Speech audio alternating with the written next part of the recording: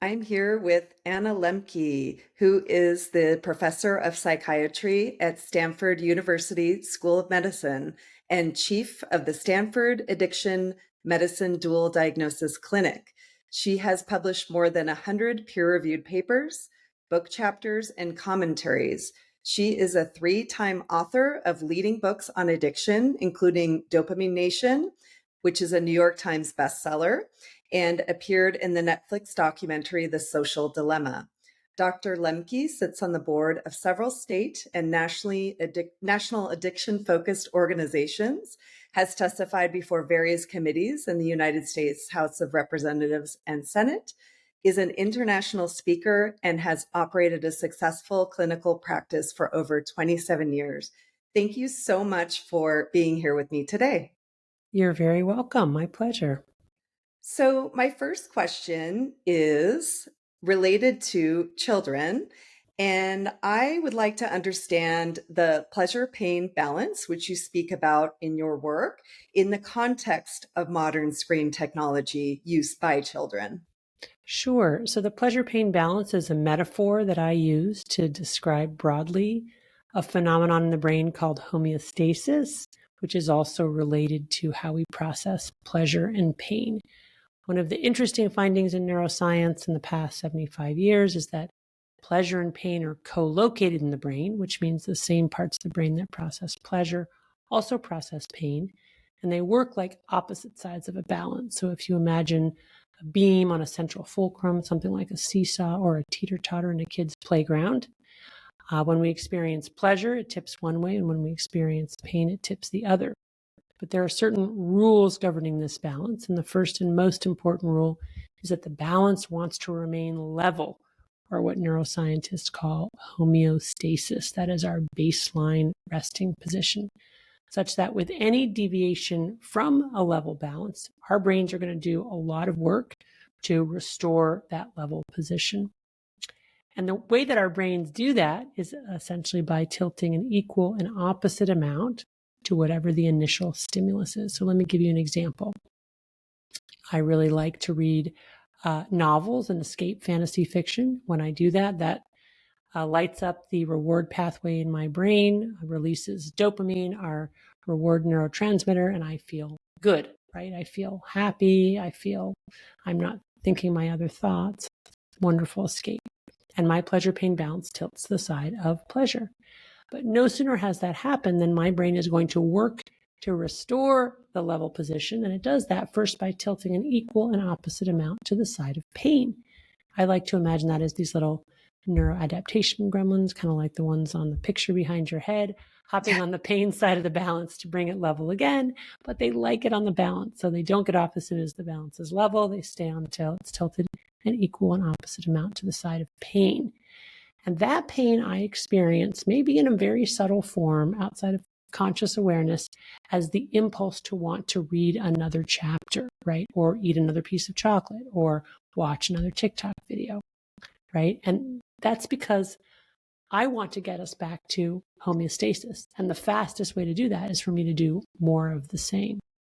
Now, if I don't repeat that behavior, I don't read another chapter in my fantasy novel, I don't watch another TikTok video, I don't eat another piece of chocolate, those gremlins get the message that their work is done. They can hop off the pain side of the balance and homeostasis will be restored.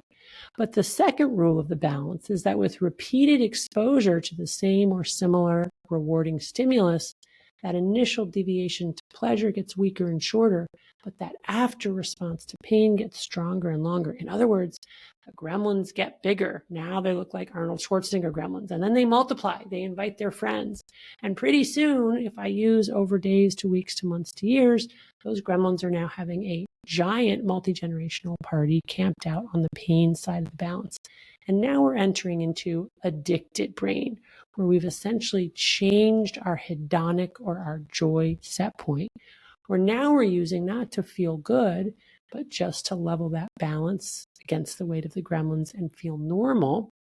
And when we're not using, we're walking around with a pleasure pain balance tilted to the side of pain, experiencing the universal symptoms of withdrawal from any addictive substance, which are anxiety, irritability, insomnia, depression, and craving. And craving can manifest in all kinds of ways. It can manifest as wanting the drug. Speaking broadly, the drug can be video games, digital media, cannabis, alcohol. But it can also just manifest as persistent depression, anxiety, insomnia, and our brain saying, do this thing so that you can feel better. And that is why people who develop this kind of compulsive, addictive state find that they need more potent forms over time to get the same effect. Now, playing Pac-Man isn't going to cut it. Now they've got to play League of Legends, right? Or they've got to spend more and more time posting on social media, and it's got to get more and more extreme content. They need to get more likes, and they need to improve their rankings. All of this is to compete against these neuroadaptation gremlins. So what started out as a pursuit of pleasure ends up ultimately being the pursuit of escaping pain. And that's when we go from healthy, adaptive, recreational use into unhealthy, maladaptive, addictive use, right? And it also explains why people have trouble stopping their drug of choice, even when they realize that it's not really working for them. It's because those gremlins don't get off right away. But when we stop using our drug of choice, those gremlins slam our balance down to the side of pain and we go into withdrawal. And again, that withdrawal is characterized, including withdrawal from digital media and digital drugs, characterized by anxiety, irritability, insomnia, dysphoria, and craving. So a lot of folks will come in and say, well, I'm on social media all the time because I'm self-medicating my depression. And if you could just fix my depression, I wouldn't be on social media so much.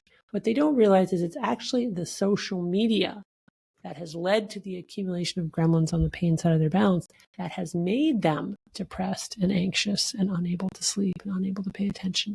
And that really the intervention is for them to stop that activity for long enough for those neuroadaptation gremlins to get the message that they're no longer needed, to hop off the pain side of the balance so that homeostasis can be restored. And so, does this work the same exact way in a child's brain, which is still developing, as in a fully formed adult brain, this principle that you're describing? The principle works the same way, but because a child's brain is still developing, still creating the neurological scaffolding that will serve that person or that individual for their adult life, it means that the brain is especially vulnerable to become more dependent on these types of behaviors, right? Because the teenage years in particular, or really from approximately age 5 to age 25, is characterized by a process called pruning, where we're essentially cutting back on the neuronal synapses that we're not using and myelinating or making more efficient the neuronal synapses and circuits that we're using most often. So that when we're 5 years old, we have 50% more synapses than we're going to have as adults because we've cut them away and left what we use most often. So if kids are spending enormous amounts of time on digital media, that means they're creating a neurological scaffolding that is dependent on digital media. So that's the concern. Got it. Okay, so speaking of the developing brain, so does dopamine work the same way as well, with kids and adolescents with developing brains as with adults? Does that work the same way too? Yeah, so dopamine is a chemical we make in our brain. It's our Mhm. pleasure, reward, and motivation neurotransmitter. When we do anything, whether it's ingest a substance, including food, or do a behavior that's somehow reinforcing or that our brain identifies as important for survival, that releases dopamine in a dedicated part of the brain called the reward pathway. And generally, that makes us feel good or feel better than we felt before and calls us to then do that thing again. And that's the same across all living organisms and across all humans at different ages. Okay, got it. Okay. So in your work, you've spoken a lot about the human brain being evolved for what's called the time of scarcity. And in Dopamine Nation, you quote Dr. Tom Finicum, I hope I'm saying that right, Yeah. who said, "We are cacti in the rainforest," which to me is such an amazing metaphor. So, what do you think dopamine overload is doing to the developing brain? Right. So when you think about this pleasure pain balance, on the one hand, it seems that Mother Nature is quite cruel in the sense that for every pleasure, it seems we pay a price. That price is this come down afterwards. The more intense the pleasure, the bigger the come down. Why would Mother Nature do that? Well, humans have evolved through most of human time, up until about the past 200 years, in a world of extreme scarcity and ever present danger, which is a world in which humans have had to strive and work very hard to find even a little bit of reward and escape many dangerous obstacles. And for that kind of environment, this pleasure pain balance is really a kind of genius, because it means we're never satisfied with what we have, always wanting more. For every pleasure, we pay a price. That price is pain, which makes us the ultimate seekers. We're always striving for more and more of all the good things that we find in order to survive this very difficult environment.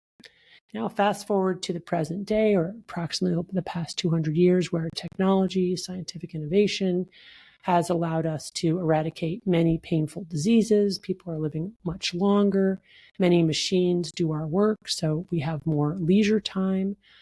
Despite significant economic disparity, both within nations and between nations, the fact of the matter is that the economic or income gap is more narrow now than it has been ever in human history, and that even the poorest of the poor have more disposable income and access to luxury goods than ever before. So what you have today is an enormous mismatch between this ancient wiring, which has us reflexively approaching pleasure and avoiding pain, and the modern ecosystem, in which not only do we have our immediate survival needs met, but we also have more leisure time and more access to highly reinforcing substances and behaviors than at any time in human history. In fact, I would go so far as to say that almost every aspect of modern human life has become drugified in some way. What do I mean by that? I mean made more reinforcing, i.e., releases more dopamine in the reward pathway, been made more bountiful, so there's more of it. TikTok, in fact, never runs out. We have 24/7 access through our digital devices, and we have more novelty. And novelty is one of the ways to overcome tolerance. So it's, as they say, a perfect storm for developing addiction to almost anything. And now we're addicted to human connection through social media, which has distilled human connection, a healthy and adaptive process, into something that's potentially addictive. We are now addicted to games, another very healthy human pastime that's now become something that's so reinforcing that it can be very difficult for some individuals to stop playing ever. Our food supply has become addictive with the addition of, in particular, sugar, especially combined with fat, salt, and other chemical flavorants. So, it's a very difficult world in which not to be addicted. Yeah. And so, I mean, I would imagine, again, your answer is going to be this works the same way in children, right? I mean, would you say it's more difficult for children to navigate just because they don't have a fully formed brain? Well, we do know that especially teenagers are really also, so what we have is this ancient pleasure pain balance wiring. And then combined with that, another fact of evolution is that teenagers are wired to take more risks and be Yeah. more social, because it's a time, in our sort of life cycle when we're supposed to go out and meet partners and, start our own families and fight enemies and do all these things.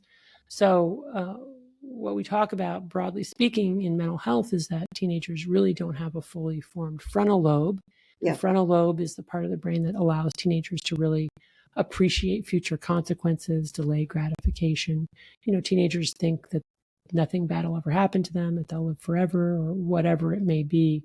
And so there's enormous risk taking, and there's also much more sensitivity to peer pressure and social cues, and also social contagion. And of course, the internet now has created enormous possibility for social contagion, where people now get ideas to ingest things and do things that they otherwise would never have thought of, but then they hear about other people doing them or watch TikTok videos of people doing them, and then all of a sudden that occurs to them as something to do. And teenagers are much more sensitive to this social suggestion than adults are. So for all those reasons, that pleasure pain balance works approximately the same in children and in adults, but that risk taking quality, that inability to appreciate future consequences, that's all, and that sort of sensitivity to social contagion is all much exaggerated in teenagers, making teenagers ultimately even more vulnerable to the problem of addiction. Yeah, and you sort of said this already, but the part of the brain that we're talking about is called the striatum, correct? Which is very active in adolescence. So um, that's what makes adolescents more susceptible to the dopamine surges and dips, right? Based on the risk reward issue thing you were just talking about, right? Because more with more risk, you get more reward. Am I in the right ballpark? Yeah, definitely. I mean, I think, we have to account for temperament and circumstance. And, some teenagers are not risk takers at all. Hmm. And especially, since COVID and all of the mental health issues that people are having, that's not the phenomenon, and yet they're taking enormous risks online, in a way to compensate for their real life risks. But yes, in general, we do know from a variety of different angles that teenagers tend to be more risk taking than later, when they have a fully matured or more matured brain. Okay. Great. So let's jump a little bit from the Paleolithic brain. So Mhm. Tristan Harris, who you worked with in the Social Dilemma documentary, he has said we have Paleolithic brains, medieval institutions, and godlike technology, which I think sums it up so well, this Mhm. dilemma, right?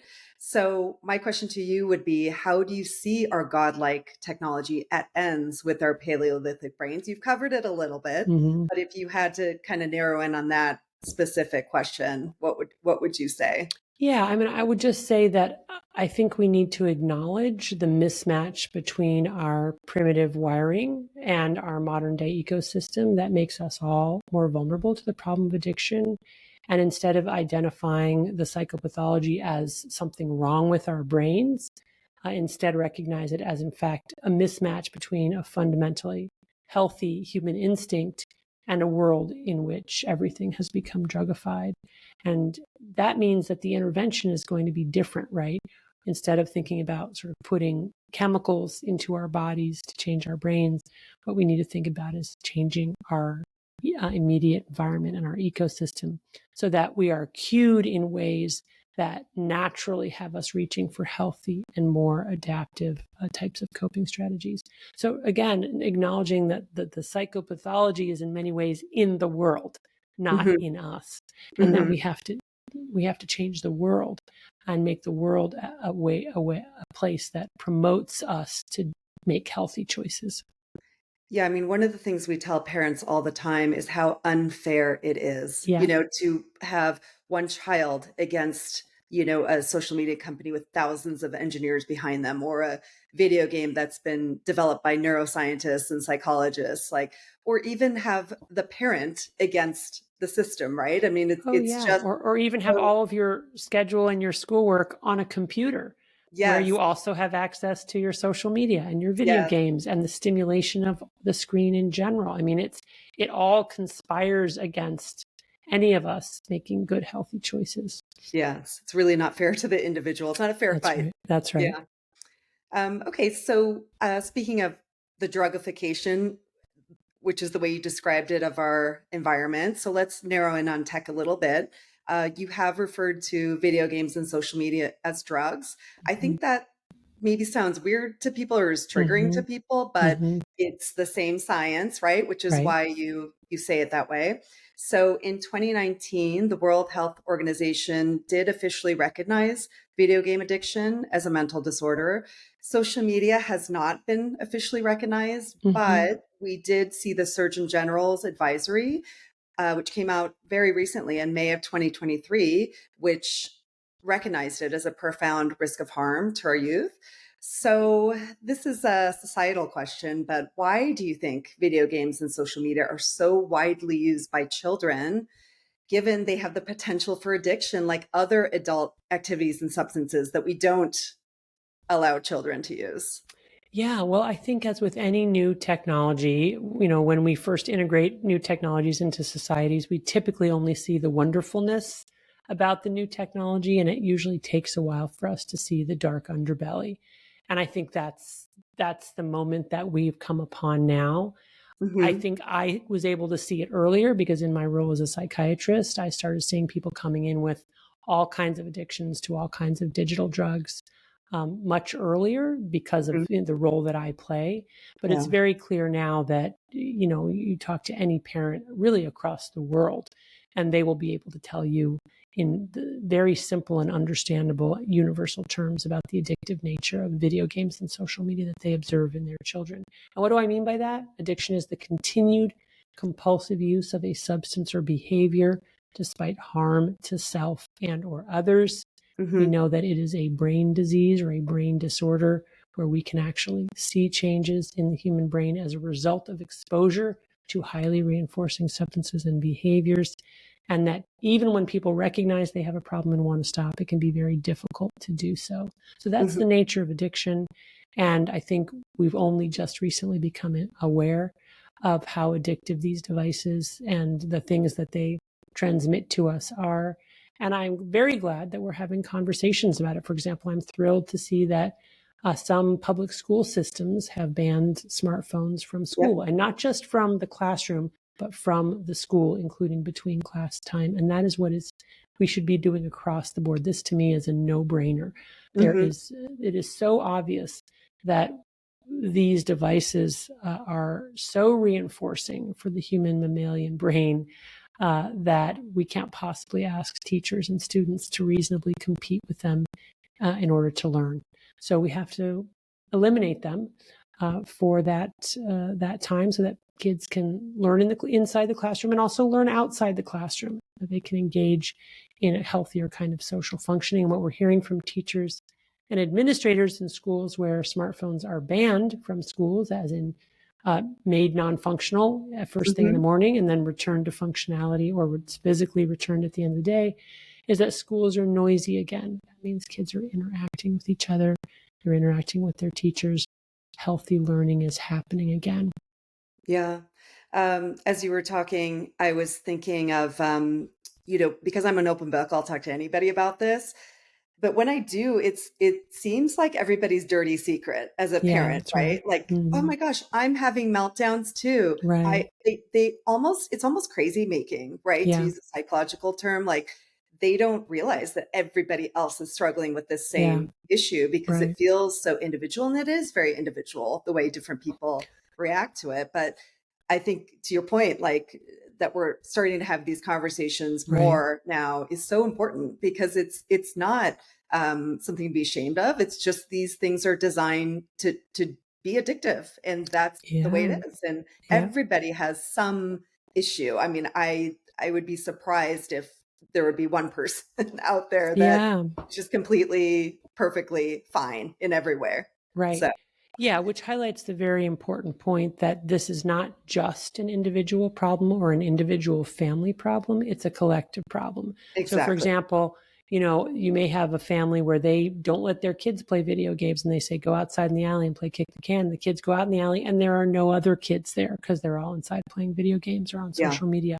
It is really a collective problem. We have to collectively create a healthier relationship with the technology, which means making tech-free spaces, tech-free times, and being much more thoughtful about the technology and the ways that we use it.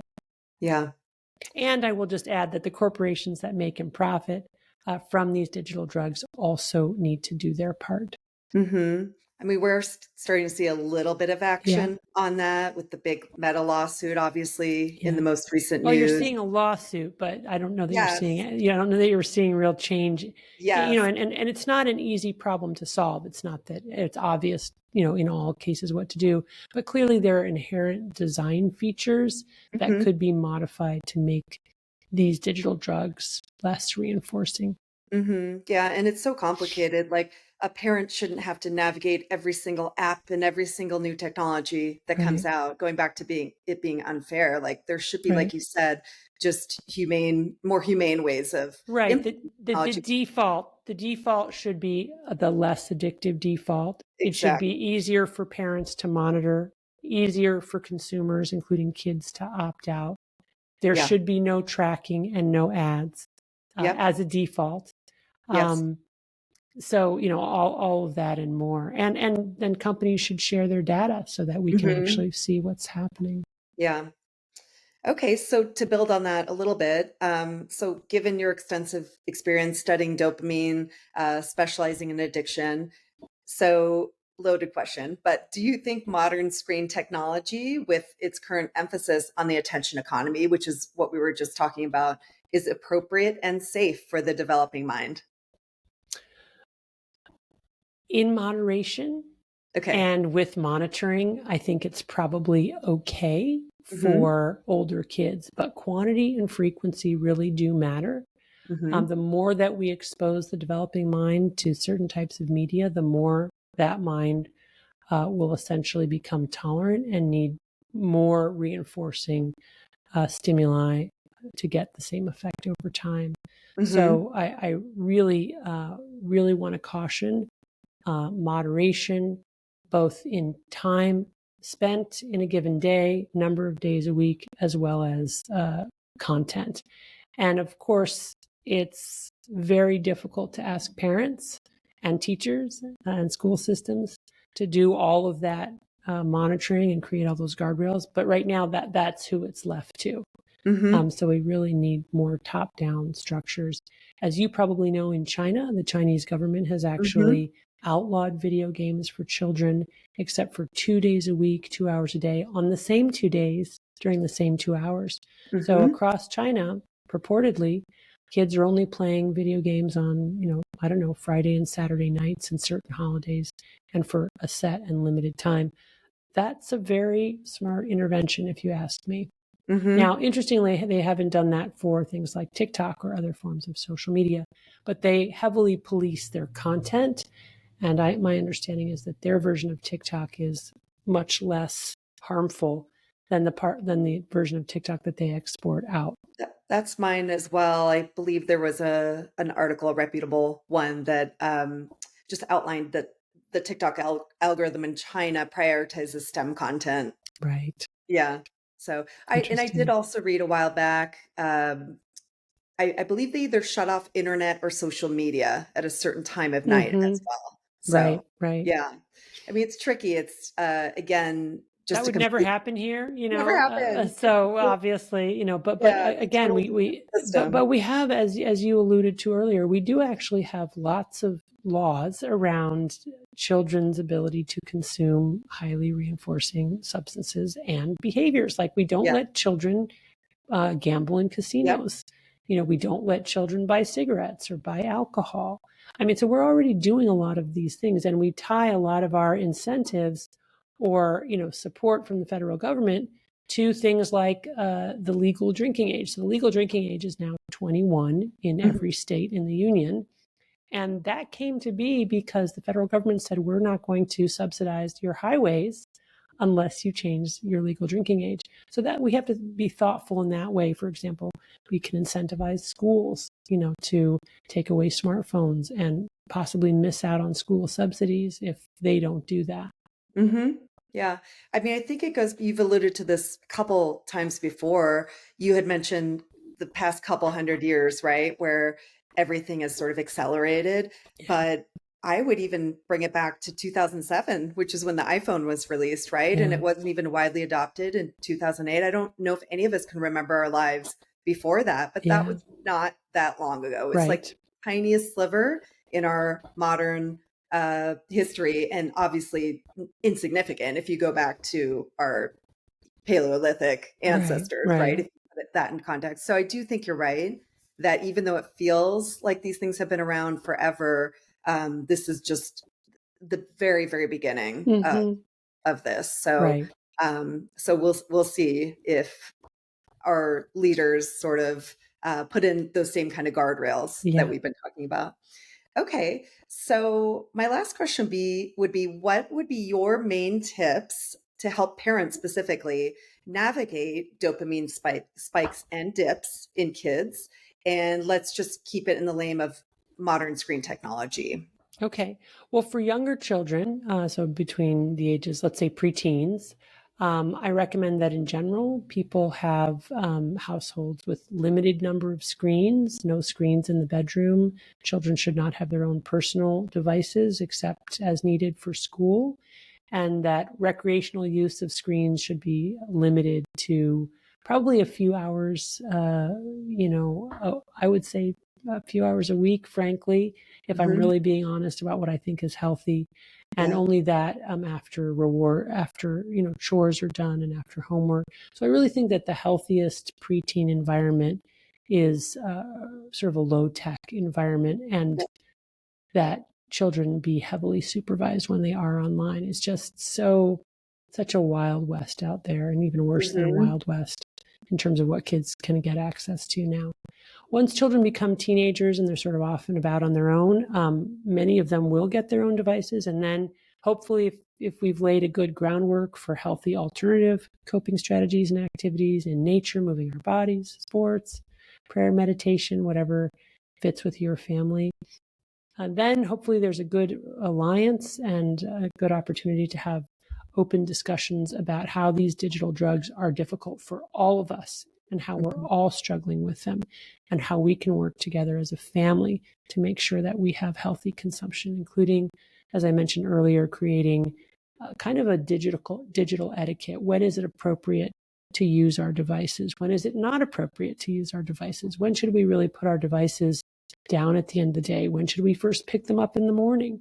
What is appropriate content?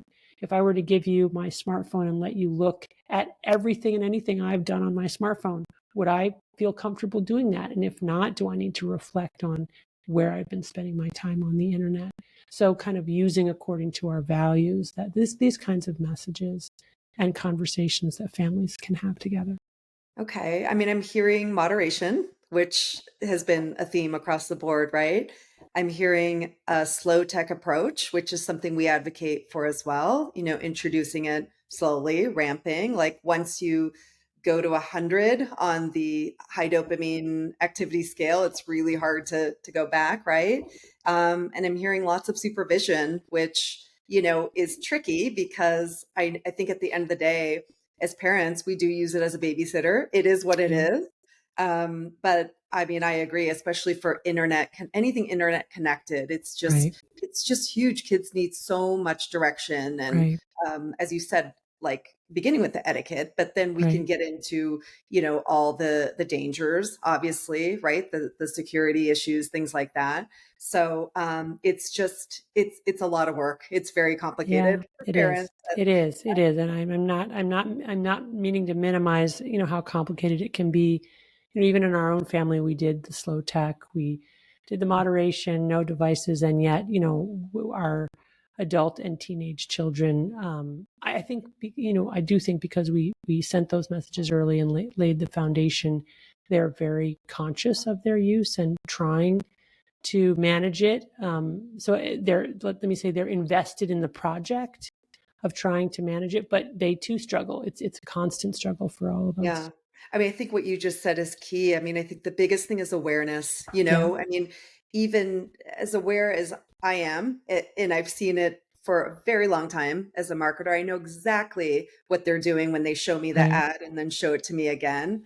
I'm still susceptible to it. And I That's still right. pick up my phone to check a text and then I'm on Instagram five Right. seconds later. So, Right. but at least if you're aware, you can start to kind of navigate the feelings and, you Well, and know, not just that, I think, also to implement self-binding strategies, yeah. right? To make it harder to get that digital drug, right? Either by deleting the app or, unsubscribing to the website, or Mhm. having a place where folks put their devices down and detach from them, or doing a digital Sabbath where Yeah. people are off their devices together as a family for one day per week, in the service of being healthy or in the service of some kind of religious communion, whatever your reason for it is.